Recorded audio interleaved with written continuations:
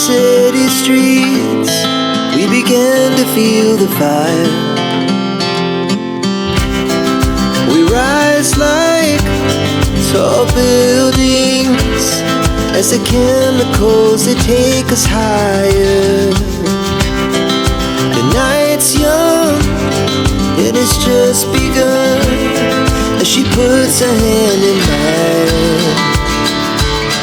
We wanna chase the night, wanna dance to the light, pull the stars from the sky, just two hearts running wild. Never sleep, never stop, as we shout from the top. We're gonna be two hearts running wild.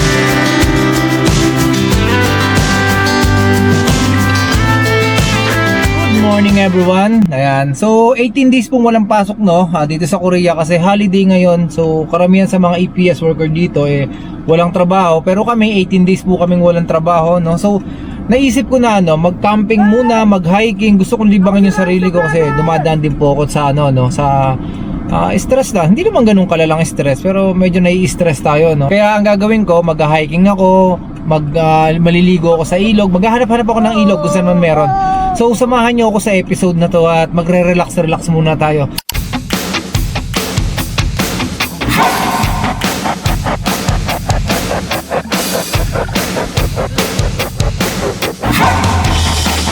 So ayun guys, nandito na ako.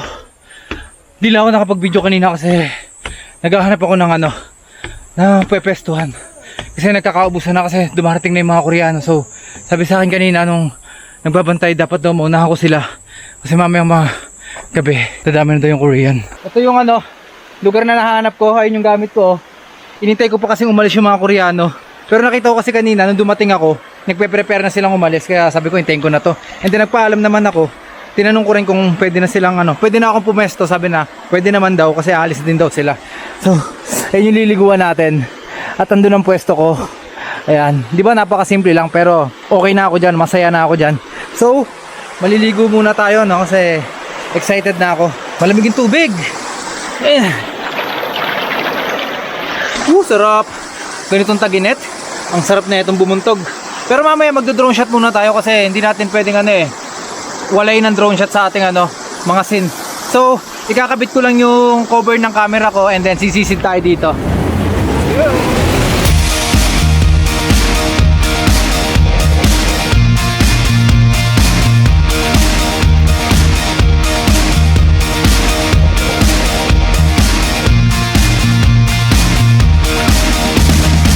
Lamig!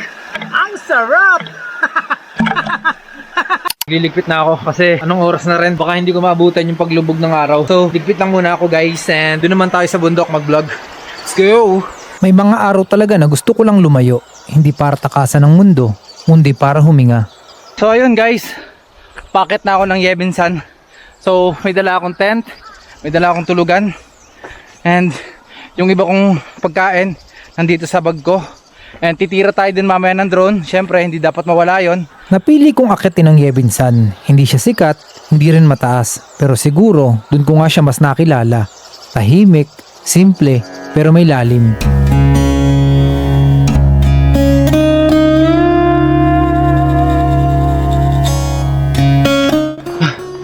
Nakakatakot naman dito. Parang parang may wrong turn. Wala kayang wrong turn dito? Kailangan bago magtakip silim, makakit na ako dun sa taas. Tabi po apo, pero galaw po. So may direction dito. Ito Yebinsan. Saan ako dito?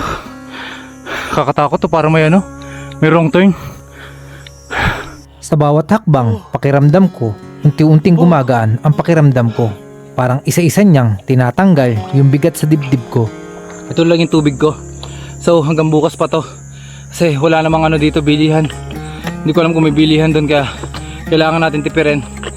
So kapag kinapos tayo ng tubig, yung ihi na lang.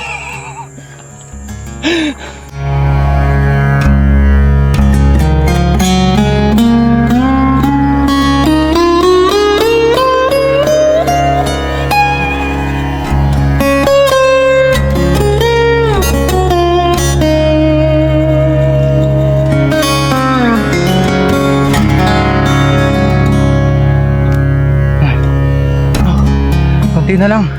Konti na lang.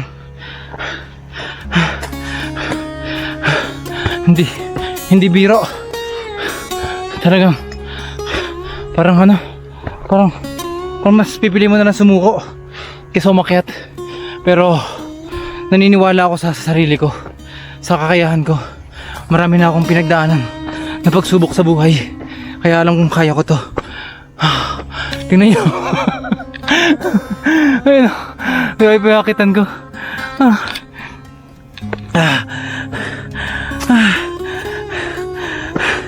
Feeling ko bibigay yung katawan ko.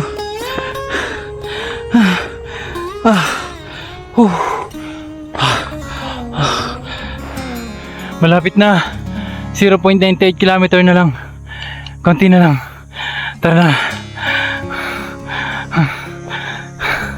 Nagpalatandaan sila dito.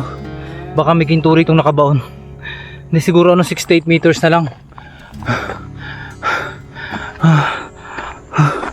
Ang ganda oh.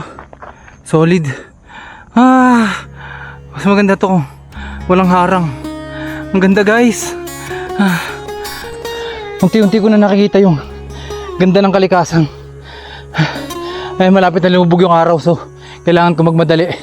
I have 20 minutes left para makita yon. At kailangan ko mag time lapse.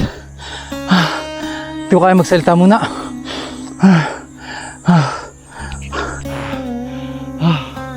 So, pahinga lang muna ako. 3 minuto lang. Kasi malapit na rin lumubog yung araw. Grabe, hindi pala biro mag-hiking. So yung mga nag-aano pala, no, mga nag-island hopping or yung mga gumagala sa bundok, hindi pala biro yung ginagawa nila. Ngayon ko lang naranasan. Ang kagandahan lang dito sa Korea kasi ano, hindi siya delikado. Ang nakakatakot baka may multo, kaya alis na ako. Ito na! Ito na! Sa wakas! Naabot ko na.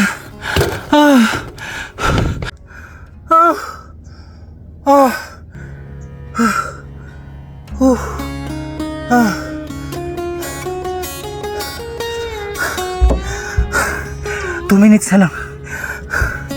Ayun pa yung akita natin. So hindi pa tayo mismo. Tatawid pa ako doon. Papahinga lang ako ng konti. Dito na ako. Ito na. Oh, ang ganda.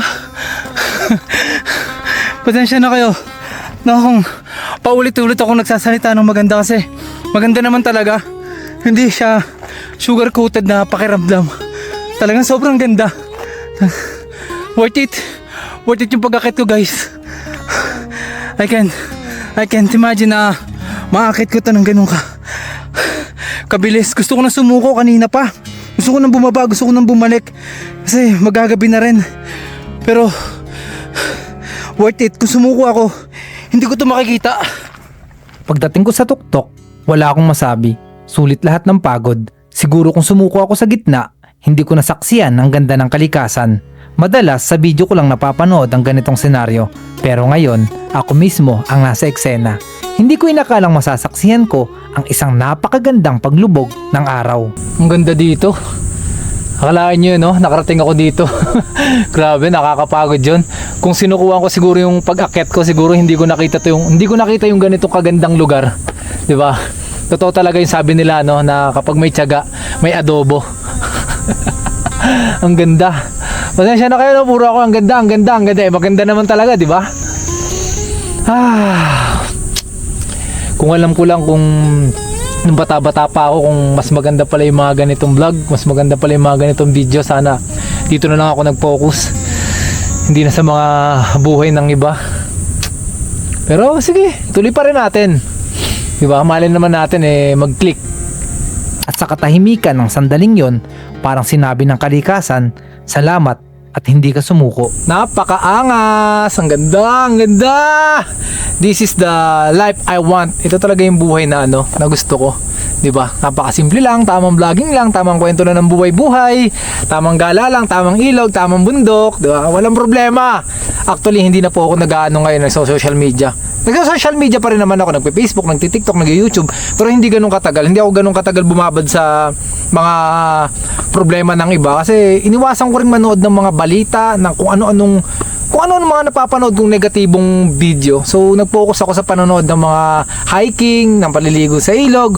Mostly ang pinapanood ko yung mga vlog ni Gio Ong. Sobrang nagiging comfort zone ko yung pamilya na yon, na hindi ko naisip na nag-e-exist pala yung ganung pamilya, no? Pwede naman pala maging masaya, 'di ba?